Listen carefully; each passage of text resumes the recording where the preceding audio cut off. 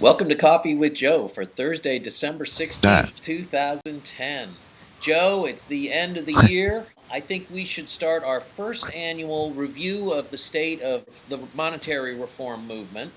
Pretty much been the same as it's been for about a year and a half, as I understand it, which is we're all waiting for Dennis Kucinich to enter the American Monetary and Financial Security Act into Congress. We're still hoping for that to happen. When we hear from the American Monetary Institute, is basically where we get our information on that.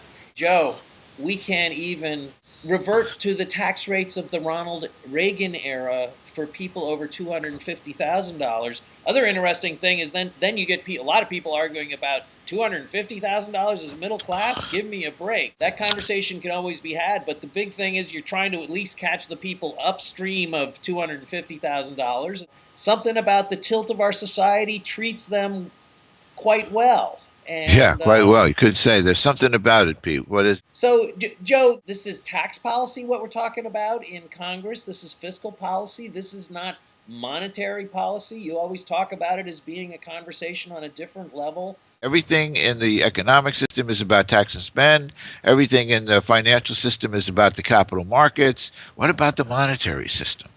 What about the monetary system? It's the monetary system of the national economy that underpins everything that happens, both in the financial markets, financial system, and in the economic system. We're trying to do something out of ignorance, which is why it's so important that we get something like the American Monetary Institute's proposed reforms on the table so that we can have a different dialogue.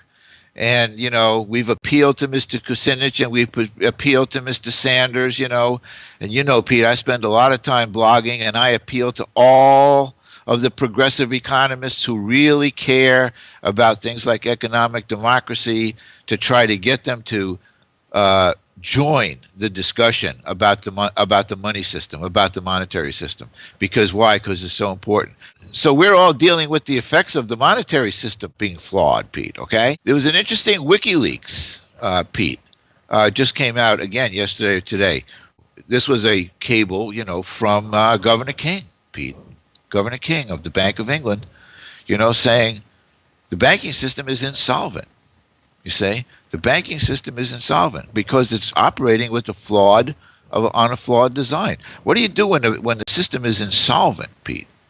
Do you tweak it? That's why Governor King is the only one out there that's talking about doing the substantive reforms. And take a look at what's going on in England, at least to having a dialogue, Pete. Joe, go over for me one more time why fractional reserve banking is not sustainable. We need to have a means of ensuring that there's stable buying power in the economy, stable buying power of the currency. That has to be the single purpose of monetary policy. And you can't have that when you're using money, which is a commodity. And our money is a commodity. What are the foreign exchange markets? They're an exchange of the commodity of the currency of the nations. So the real fallacy, Pete, is to have a structure that where the money supply is created as a debt payable with interest all the time, needing more and more and more debt money to be created all the time with more and more interest. It has to crash. At some point, it has to crash. Now, it can crash a little or it can crash a lot. And we've gone through the little ones already, Pete. We've gone all through the little ones. And we've always had a bubble after it to, get us out of those crashes. But we're beyond that now. We're totally beyond that now. That's why they're looking to the International Monetary Fund, as opposed to changing the money system. This is all a confidence. Frederick Soddy calls it a confidence trick, but it's all a confidence game. Okay, Pete? And when there's no confidence, the game goes.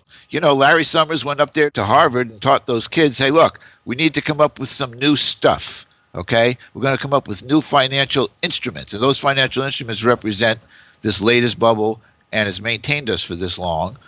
But it's still a bubble. And that all that stuff, yeah. So there's the unsustainability. There's the part that has to be, cut off, Pete. Thus the debt jubilee call, we can't repay the debts that we have, Pete. That's all there is to it. We can't. It's impossible. If we repay those debts with the money system that we have, there's not really anything left for wages. There's not anything left for benefits. There's not anything left for a society. How come in this society everything is going downhill? There are people say the economy's growing. The economy's growing, but everything's going downhill. But the economy's growing. Tools of measuring, you know, what's happening. So that's why.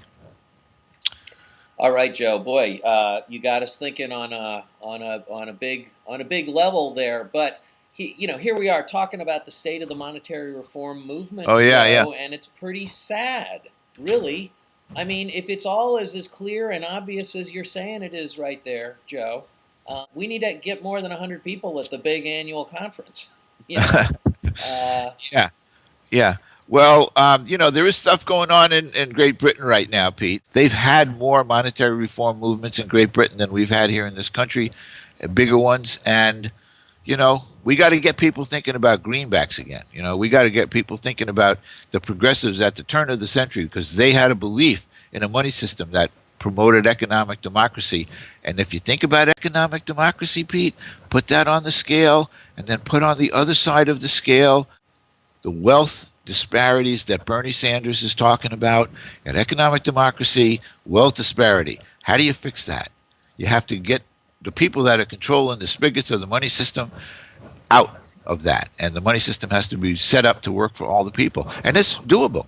It's doable. It's all been defined scientifically, and we have to wait till next year now. Thanks for your optimism. Maybe 2011 will. It looks like 2010 won't be hogging all the attention in the great history of monetary reform. It's snowing in Harborton, just so you know.